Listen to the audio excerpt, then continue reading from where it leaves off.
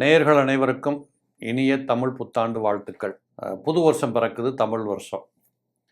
இந்த தமிழ் வருடம் புது வருடம் என்பது ஒவ்வொரு வருஷமும் பிறக்குது. நாமளும் அதற்கு பலன் சொல்லுகிறோம். நம்ம மக்களுடைய எதிர்பார்ப்புகளும் வித்தியாசமான முறையில் மாறிக்கிட்டே இருக்குது.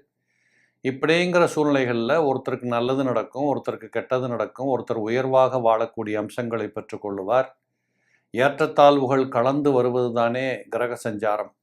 எல்லாரும் ஒரே மாதிரியாக வாழ முடியுமான்னா முடியாது. இப்படிப்பட்ட பலாபலன்களில் யாருக்கு ஏற்றம் இறக்கம் தாழ்வுகள் இப்படிங்கிறத எப்படி பார்த்துக்கலான்னா ஒவ்வொரு வருஷப்பரப்பன்னைக்கு இல்லை கிரகங்களின் மாற்றங்கள் நடக்கின்ற போது இதை வைத்து நாம் சொல்லுவது உண்டு. இந்த புது வருடம் நிச்சயமாக உங்களுக்கு சில நல்ல செய்திகளை சொல்லக்கூடிய வருடமாகத்தான் வருது, பயப்பட வேண்டாம். கும்பத்தில் பிறந்தவர்களுக்கு இந்த புது வருடத்தில் பார்த்தீங்கன்னா பிறக்கிற போதே குரு பகவான் பார்வையில் தான் நீங்கள் இருக்கிறீங்க. இதை ஏன் நான் குரு பகவானை பற்றி பேசுகிறேன் மையப்படுத்துகிறேன்னு கேட்டிங்கன்னா, இந்த பராபவ வருடத்தின் ராஜாவாக வரக்கூடியவர், ரூல் பண்ணக்கூடியவர் குரு பகவான். வருஷம் பிறக்கிற போதே குரு தான் ராஜாவாக இருக்கிறதுனால அவர் உங்களை பார்த்து கொண்டிருக்கிறார். நிச்சயமாக இந்த வருடம் உங்களுடைய தேவைகள் எல்லாம் பூர்த்தியாகும். எதை நினச்சி ஓடுறோம், எனத்துக்காக ஓடுறோம், இது கிடைக்குமா கிடைக்காதா சந்தேகத்தில், டவுட்டில், இப்படியெல்லாம் ஓடிக்கொண்டிருந்த ஓட்டத்திற்கு ஒரு விடுதலை கிடைக்கும், ஒரு உணர்வுபூர்வமான நிச்சயமான வெற்றிகள் கிடைக்கும். இவைகளெல்லாம் இந்த வருடத்தில் நீங்கள் வரவு வைத்து கொள்ளக்கூடியதாக இருக்கும். பயம் கொள்ள தேவையில்லை. நிறைய விஷயங்கள் மாறப்போகுது இந்த வருஷம் உங்களுக்கு. என்ன சார் ஏழரை சனி கடுமையாக நடந்துட்டு இருக்கு இப்படி சொல்கிறீங்கன்னு சொல்ல வேண்டாம்.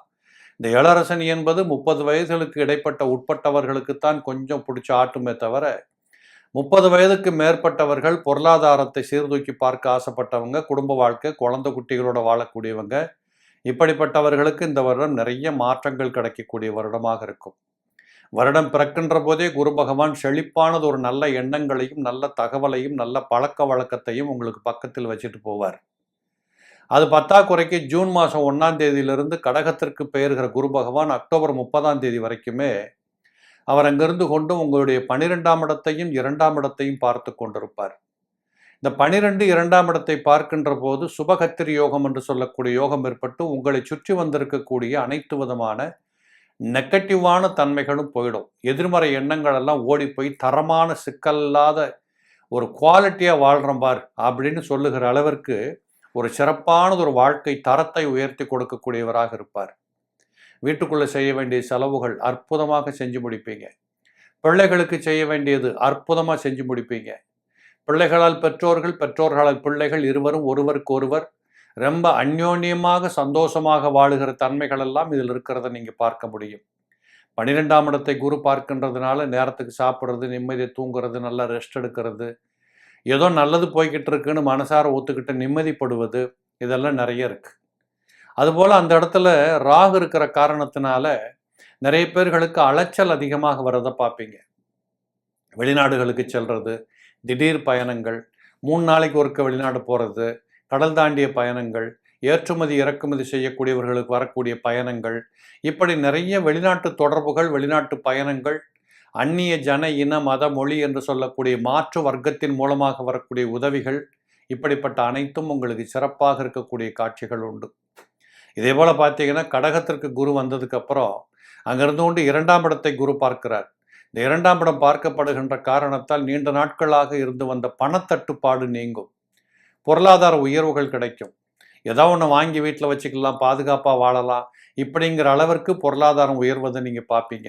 உங்கள் சொல்லு மற்றவங்க கிட்ட எடுபடும். இவர் சொன்னால் சரியாக இருக்கும், இவர் பேச்சை கேளுங்க, இப்படிங்கிற அளவுக்கு மற்றவர்களிடம் உங்களுடைய மதிப்பு உயரும். மற்றவர்கள் உங்களை ஏற்றுக்கொள்ளக்கூடிய சூழல்கள் ஏற்படும்.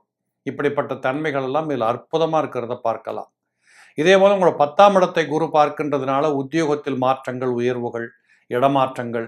சில பேர் பார்த்தீங்கன்னா வேலை பார்த்துக்கிட்டே சொந்த தொழில் பண்ணுவாங்க, இல்லை சொந்த தொழில் பண்ணுறவங்க வேறு ஏதாவது இன்னொரு தொழிலுக்கு போவாங்க, 2-3 தொழில்களில் கை வைப்பாங்க. இப்படிப்பட்ட கொஞ்சம் அகலக்கால் வச்சு வாழுகிற மாதிரியான வாழ்க்கை, இப்படிப்பட்ட தருணங்களும் உங்களுக்கு கண்டிப்பாக உண்டு. இதே போல் இந்த குரு பகவான் அங்கிருந்து கடகத்தை விட்டுட்டு சிம்மத்துக்குள்ளேயும் நுழைகிறார். அதிசாரத்தில் 31 அக்டோபர்லேருந்து 24 ஜனவரி வரைக்கும் அங்கே இருப்பார். இந்த சிம்மத்துக்கு வருகிற போது நேரடியாகவே குருவின் பார்வையில் நீங்கள் இருப்பீங்க. அப்போ உங்களை இந்த உலகம் சீர்தூக்கி பார்க்கக்கூடிய காலம் உருவாகுது. அப்போ அக்டோபர் மாதத்துக்கு அப்புறம் இன்னும் சிறப்பாக இருக்க போறீங்கன்னு அர்த்தம். நான் முதல்ல சொன்னேன், வருஷம் பிறக்கிற போதே குரு உங்களை பார்த்து கொண்டிருக்கிறார். இந்த வருஷத்தின் ராஜாவின் பார்வையில் நீங்க இருக்கிறீங்க. அதுக்கப்புறம் பார்த்தீங்கன்னா, அவர் உச்சம் பெற்று இன்னும் பிரமாதமாக உங்களை பார்க்கின்றார். அப்புறம் பார்த்தீங்கன்னா, அந்த ராஜா உங்களை நேரடி கனெக்ஷன்லேயே வந்துடுறார். இது எப்படி இருக்கும்? சிறப்பா தானே இருக்கும். இப்படிப்பட்ட அநேக விதமான நன்மைகளும், முன்னேற்றங்களும் இந்த வருஷத்துல உங்களுக்கு இருக்கு. இது கூடவே கொஞ்சம் 7:30 சனி மறந்துடக்கூடாது. உடம்ப சுத்தமா வச்சுக்கணும். வயிற்றுக் கோளாறுகள் வராம பார்த்துக்கணும். இந்த சின்ன பசங்க வீட்ல இருந்தாங்கன்னா, அவங்க ஓடுறது, விளையாடுறதுல கை, கால்ல அடிபடக்கூடிய வாய்ப்புகள் உண்டு. நெறைய பேருக்கு பார்த்தீங்கன்னா, குடல்ல புண்ணு, வாயில புண்ணு இப்படிப்பட்ட துர்நாற்றங்கள்லாம் வர ஆரம்பிக்கும். கொஞ்சம் கவனமாக இருக்கணும். மற்றபடி இந்த இந்த வருடத்தை பொறுத்தளவு உங்களுக்கு சீரும் சிறப்புமாக வாழக்கூடிய வாய்ப்புகள் இருக்கு. குறிப்பா சொல்லப் போகணும்னா, சில குடும்பங்களில் சில கும்பத்தில பிறந்தவங்களோட தாயின் உடல்நிலை சற்று பாதிக்கப்படும். தந்தையின் உடல்நிலை கவனம் கொள்ளணும். இப்படிப்பட்ட அமைப்புகள் எல்லாம் இதில வரக்கூடியது இருக்கும். மற்றபடி ஒட்டுமொத்தமா பார்த்தா கும்பத்துக்கு இந்த வருஷம் ரொம்ப சிறப்பாகவே இருக்க போகுது. ஒண்ணும் கவலைப்பட வேண்டாம்.